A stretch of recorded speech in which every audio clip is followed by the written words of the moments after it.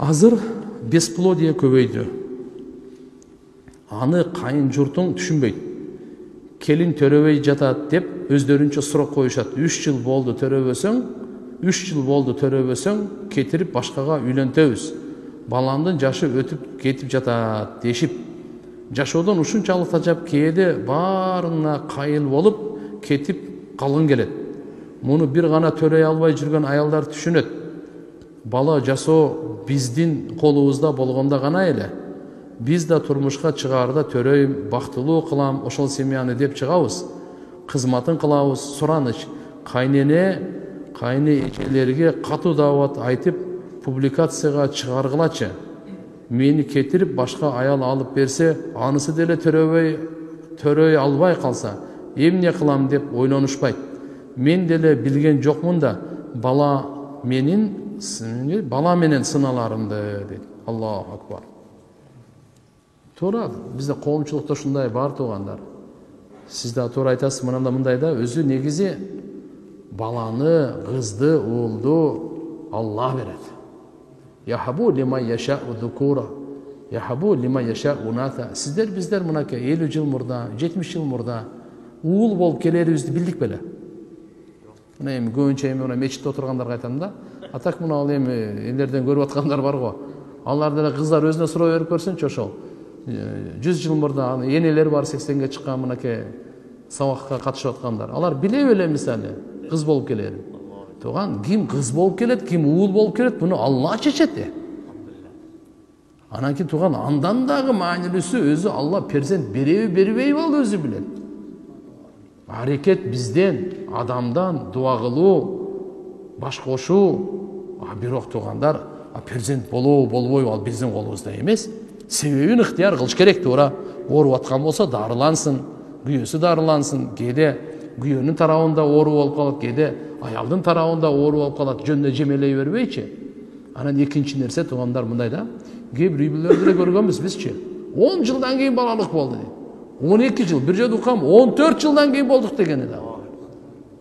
Албетте шарият мына ушундай маселелерде жөн эле бирөөнү алып кетирип жүрбөй. Мына баягы экинчиге үйлөнүү шариаттагы маселелер бар го, жөндөн жөн эле эмес да.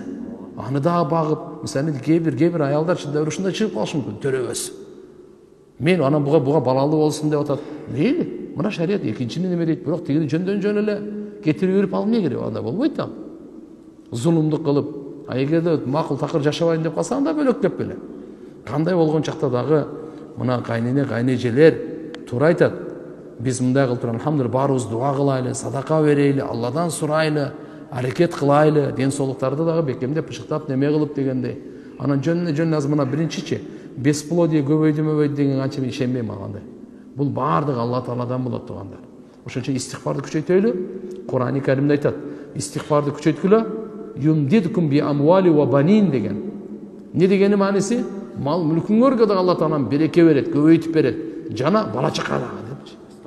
Ошон үчүн истигфардын берекесинен Алла субхана ва таала перзент берет. Ошо күнөөлөрдү таштап, Алладан кечирим сураганды көбөйткүлө, Кудайым буйрса иншалла.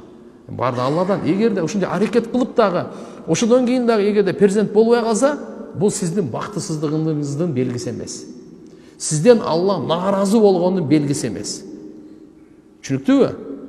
Кээ бир аялдар мисалы балалы болбой калды, аракет кылды, ушу ниет кылды, анан кокусу болбой калса, ал ойдобосун, Алла менен нааразы экен да, мен намаз окусам деле, Кудайдан сурасам деле берген жок деп кыжалат болбоң. Алла Таалам билүүчү.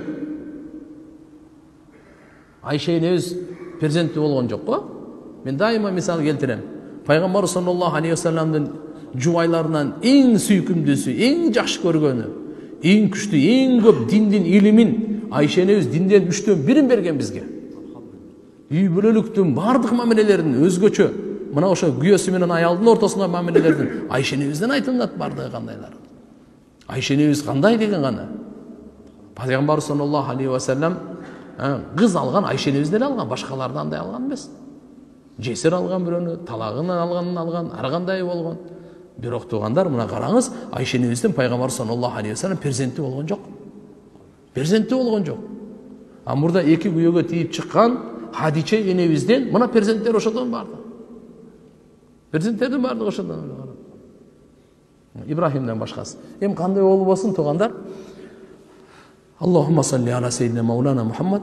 Биз ушундай түшүнүктөн узак болойлу да.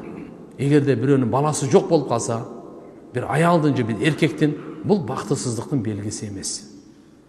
Бул Алланын наразычылыгынын белгиси эмес. Аракет кылышыбыз керек. Перзенти болуп, пайгамбарыбыз айткан көбөйгүлө деген, үйлөнгүлө, үммөтүмдү көбөйткүлө деген, көп балалуу болгула деген, туура кызыктырган, айткан, кыямат күнү мен үммөтүмдүн көптүгү менен сыймыктанамын деген жерлери туура бардыгы бар. Бирок эгерде бир аракет кылып тагына болбосо эмне? Пластилинден жасап алсынбы? Кызыгы. Адам кээ колунан жасай берет, таштан жасай берет. Алла Тааланын бергенинен да ал. Ошон үчүн ал нерсе мен ойлойм, мен ал мындай ажырашууга себеп болбош керек да. Азыркындай өзгөчө учурларда. Эгерде ошондой перзенти боло турган каалап неме кылса, мейли башкага дагы үйлөнүп көрсүн. Бул башкага турмушка чыгып көрсүн. Кээде ушундай да болуп калат да. Кээде ушундай да болуп калат. Аялда эле эмес, эркекте бесплодие болуп калат, азыркындай айтпадым. Ар кандай да. Ошон үчүн иншалла тең салмактуу акыл эстүүлүк менен, алхамдулилlah, Аллага таянып иш кылайлы тақсырдар.